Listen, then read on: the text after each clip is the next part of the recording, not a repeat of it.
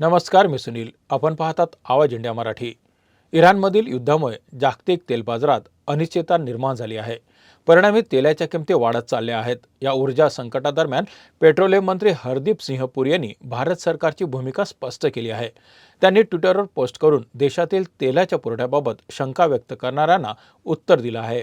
हरदीप सिंह पुरी यांनी स्पष्ट केले की भारतात पेट्रोल, डिझेल, एलपीजीच्या पुरवठ्यात कुठलीही कमतरता नाही. जागतिक स्थितीमध्ये अजूनही अनिश्चितता आहे, पण सरकार ऊर्जा पुरवठा साखळी आणि आवश्यक वस्तूंशी संबंधित परिस्थितीवर लक्ष ठेवून काम करत आहे, असं त्यांनी म्हटलं. सरकारने पुरवठा सुरळीत ठेवण्यासाठी आवश्यक उपाययोजना केल्या आहेत. तेल कंपनीच्या वाढीवर त्यांनी सुद्धा भाष्य केलं.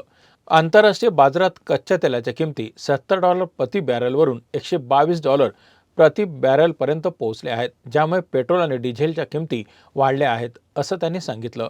त्यांनी भारताच्या संदर्भात स्पष्ट केले की इतर देशांमध्ये तेलाच्या किमती वाढल्यास भारतात मात्र या किमतीत वाढ झाली नाही. तेल कंपन्यांना होणाऱ्या नुकसानीसाठी सरकारने कराच्या दृष्टीने मोठी कपात केली आहे. आज सरकारने पेट्रोल आणि डिझेलवर ₹10 प्रति लिटर एक्साईज ड्युटी कमी केली. हरदीप सिंह पुरी यांनी लॉकडाऊन संदर्भात सरकारकडून कोणताही प्रस्ताव विचाराधीन नाही, असं त्यांनी सांगितलं. अफवांमुळे भीतीचं वातावरण निर्माण होणं हे बेजबाबदार आणि हानिकारक असल्याचं हरदीप सिंह पुरी यांनी म्हटलं आहे.